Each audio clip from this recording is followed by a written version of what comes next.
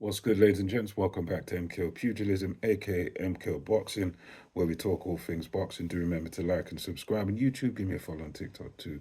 Yeah, so let's get into it. So we're going to talk a little bit about Deontay Wilder, should I say, and his Talksport crash out. The press conference was good with him and Derek Chisora. It was friendly, sort of back and forth. They didn't really, no tape was thrown, nothing too aggressive. But this was the most aggressive we saw Deontay Wilder. Now, everyone's been talking about this crash out where he went crazy on Simon Jordan. And I'm just going to give you my 2 cents. So basically, yeah, he seemed okay in the interview with Jordan, him, Chisora there, friendly, answering little questions here and there. But when Simon Jordan brought up the subject of Tyson Fury, and he said, "Look, Deontay, this is the stick that goes with you. Tyson Fury, your name, you're always linked. Both of you guys lost to Fury, so blah blah blah." Wilder, you could tell that his mood immediately switched, immediately changed. He was like, "No, we're not talking about that. We're not talking about that. Yeah, talk about Derek Chisora. Derek is here. This ain't nothing to do with Fury." And he kind of went a little bit aggressive. And Jordan said, "Yeah, but I've always wanted to have this conversation with you to see where your mind is at with this cheating accusations. You've accused your cornerman of not being good enough, spiking your water. You've said there was egg weights in the gloves. You've said that your costume was too heavy." And Deontay was like, "No, I didn't. No, I didn't say the costume was too heavy, blah, blah, blah, blah."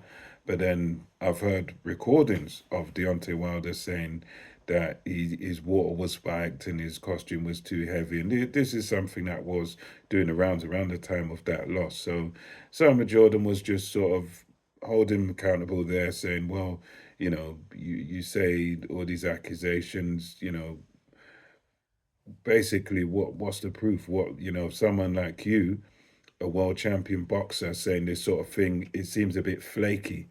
And Deontay Wilder just sort of started turning up, "No, I told you we ain't gonna talk about this. I told you this ain't nothing to do with him. He cheated, he cheated, he cheated. He was practicing taking a pattern out of his glove. So what do you think he gonna do in the fight? Blah blah blah blah blah."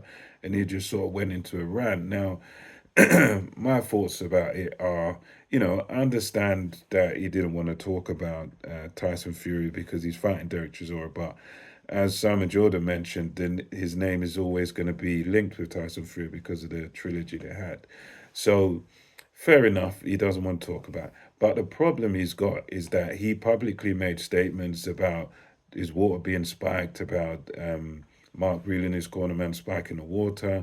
He made public statements about Tyson Fury having egg weights. He made videos showing his face saying, "Yeah, this is what an egg weight would do."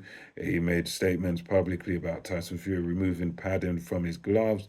He made a statement in the interview the other day saying that, oh, it was white supremacy, it was a long count, and he was given favor by the referee, etc., etc.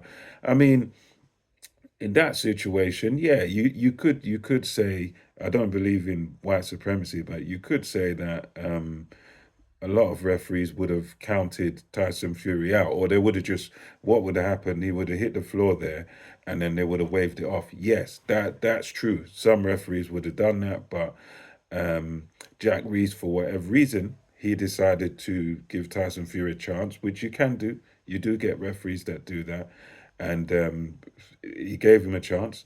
And Tyson Fury proved that he was ready by getting up and winning the rest of that round, and looked quite dominant in there. Apart from being knocked down that last round, he got up and he stuck it on Wilder. He almost, had it not been for the knockdown, he probably would have won that round. And he made this other statement, Wilder, about Andre Dirrell from outside screaming, "Throw the towel in." And obviously, look, no one's gonna like to hear that, but he was taking a beating, so of course, throwing the towel in is a legitimate thing. And I think, as angry as he is, and I understand that he wants to move on, he wants to talk about other things, but the fact of the matter is, he's a public figure, and he's made these statements in public, and made videos and all this sort of stuff, and it's been over several years. First fight was about 2018, so this has been a long process, like 7 years or so. So he's made these statements in public. So I think, as a public figure, he's got to be accountable. He's got to be able to defend what he says. He angrily claimed, as he did on other interviews. I think the other one with Ring Magazine talking about he's got a documentary, pronouncing it wrong, which was quite funny. But he said, yeah, he's got the documentary. He said he's got the proof. He was standing up and trying to get into Simon Jordan's face. I've got the documentary. I've got the proof. I've got the people.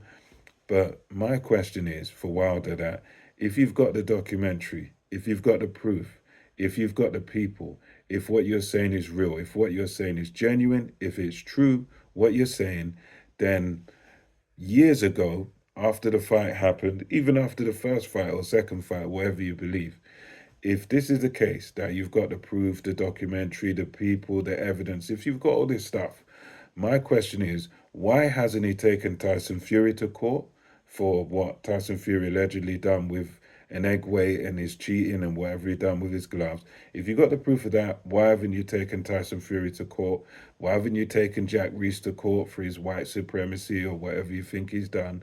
Why haven't you taken Mark Breland to court because you claim that at the time Mark Breland spiked your water? So why hasn't Mark Breland been taken to court? Why hasn't the commission who dealt with the gloves and who oversaw the wrapping of the hands and all that, why haven't you taken that commission to court for what they've allegedly done? If you're serious, if you've got this evidence, you got this proof, you got everything, why haven't you taken all these people to court? Fury, your coach, maybe even JD's, because JD's was watching the hands being wrapped. Maybe the TV company because they were recording the hands being wrapped. So if you've got all this stuff, why? My question is, why haven't you taken it to court? And I think that just proves that really it's just all waffle, it's all talk. Because you think about it, if you're that serious and you've got the evidence, you take those people to court. And what Wilder's done lately is he's been saying, "Oh, tell Tyson Fury to sue me so I can show the evidence. Tell his Tyson Fury to sue me so I can show the evidence." But it doesn't make sense because you're accusing Fury of something. You're claiming that you're the victim. So if that's the case, then the victim is the one that goes to court and says, "This has been done to me." It's not the guilty party that you're calling a guilty party that takes you to court. It's the other way around that you're claiming you're the victim. So you should be the one trying to sue him. And the accusations, they're very absurd. And as I've said, they're so silly, it's unbelievable because the hand wrapping process, as any one of you that watches boxing will know, is overseen by the commission, it's overseen by someone from the other corner. So his coach was watching the whole process. And also, it was on TV. So I was watching the process. You were watching the process. Everyone was watching both fighters get their hands wrapped because it was recorded. It was on TV. So everyone saw the hand wrapping process. So the evidence shouldn't be very hard to find or to present. So, it doesn't make any sense. And with the gloves, they're inspected by the commissions beforehand, chosen by the boxers, then they're taken away by the commissions, and the boxers get the gloves back on fight night. They get the gloves that they chose on fight night. So they don't get to tamper with them. They don't get these gloves at all until the day of the fight. They have a day where they choose the gloves, then the gloves go away, and then you get them back on fight night. So, there's no tampering going on there because you don't even have the gloves to do it. Yeah, also he went on to make these nonsensical statements about, oh, it's tough for a dark-skinned black man. I'm dark-skinned, I'm black, it's tough, it's this, it's that. But bro, you're a multimillionaire. You've made life-changing amounts of money. You've got generational wealth and you're talking about struggling. You ain't struggling for nothing, bro.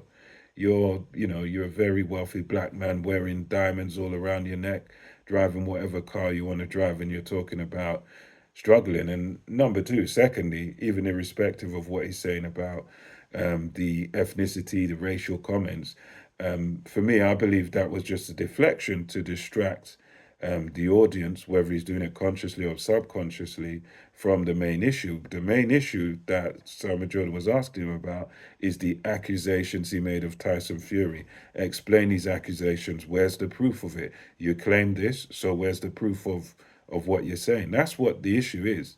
The issue had nothing to do with color and race, and he just brought that up to kind of make it a hot button issue, and so that he could just storm out of the studio. And also, those things he was saying about race were very hypocritical because he made assumptions about Simon Jordan because he's white, saying, "Oh, you're white, you wouldn't know, you didn't struggle, you're this and you're that, and your life was easy, my life was hard, blah, blah, blah."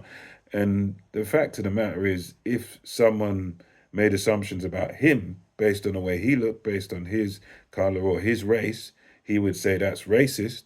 But then he's in that studio making the same assumptions about a man that he probably never met before and never heard of and doesn't know just because of the color of that man's skin. So for me, whether or not what he said about Simon Jordan is true, he struggled, he didn't struggle, I don't know because I don't know Simon Jordan. But I just think it's hypocritical for you to make assumptions about a man you don't know based on the color of his skin and then cry that you're going through this racism because of the color of your skin. It's hypocritical. And for me, I believe it's nonsensical. But anyway, let me know your thoughts on this. Deontay Wilder's Talksport crash out. And until next time, MKO Pugilism over and out.